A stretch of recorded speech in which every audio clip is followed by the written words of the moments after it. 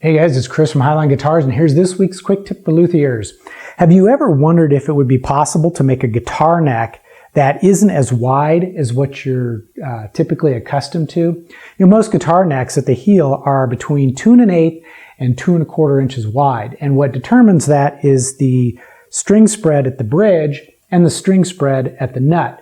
Now, if you're making your own nut, you can make the string spread at the nut whatever you want it to be. And by the way, when I say string spread, I'm talking about the distance between the first string and the last string. So if you're tuning your guitar E, A, D, G, B, E, that would be the high E and the low E. So like I said, with the nut, you can control that string spread by just simply placing the slots closer together. At the bridge, however, you are somewhat hemmed in by the kind of bridge that you're going to be using.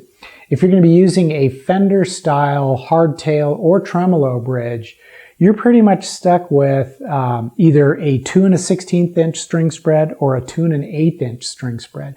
That's how far apart those saddles are. Most of your American-made Fender instruments have the 2 1/8 inch string spread, whereas most of your imports coming from either Mexico or Japan, or I suppose even Asia, are 2 1/16. They're a little bit less. So if you want to make a guitar neck that is even narrower than what you have to go with either that 2 1/16 string spread or the 2 1/8, you have to kind of get creative in sourcing out a bridge. And there's actually a couple of solutions that I'd like to suggest, and that's what this week's quick tip is. First of all, there's the tune-o-matic. Tune-o-matics typically have a 2 1/16 to a 2 1/8 inch string spread. However, you can actually purchase these with the saddles unnotched. So you have quite a bit of leeway and can control how far apart those strings are going to be. And you actually can reduce the string spread by as much as, you can go all the way down to about just under 1 7/8 inches. So you can make your string spread pretty small if you notch the saddles yourself. Another option, and this is an option that I'm going to actually be using on the guitar that I'm currently building. This is going to be a guitar for a child.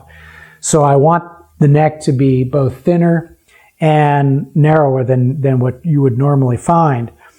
What I'm going to be using is a Rickenbacker 6-string guitar bridge. And the Rickenbacker bridge has a string spread of 1 7/8 inches. And that's from the notches in the saddle. So this is a great bridge if you want to get that string spread narrow enough to really reduce the width of the neck. And this neck at the very end has a width of about 1 15/16 inches. So it's quite a bit narrower than a standard guitar neck. So that's going to be a nice neck for a child with small hands to learn to play on. So that's this week's quick tip. If you want to make a narrower neck, I would suggest looking at, either notching your own tune-o-matic or picking up one of these Rickenbacker 6-string bridges. They're not very expensive.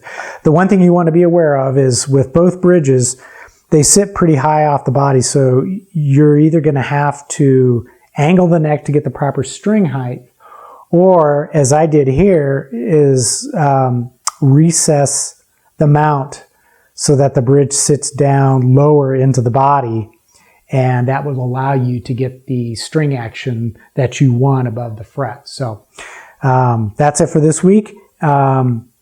Take care, and be sure to subscribe to my YouTube channel and click the little bell icon down below so that you can be notified every time I post a new video, if you're interested in that sort of thing, and which I hope you are.